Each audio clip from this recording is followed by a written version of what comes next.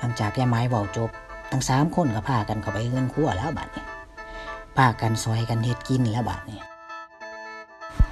สุรเดชมานี่เบิ่งดูมาเอาหวกไปล้าง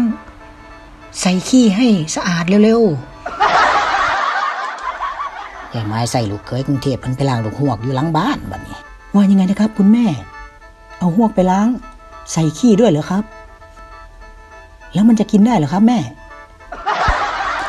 โย่ถ้าไม่ใส่ขี้มันยิ่งจะแหงแล้วกินไม่ได้ล่ะลูกเอ้ยได้ครับคุณแม่ใส่ก็ใส่หมอสุรเดชพอได้ยิน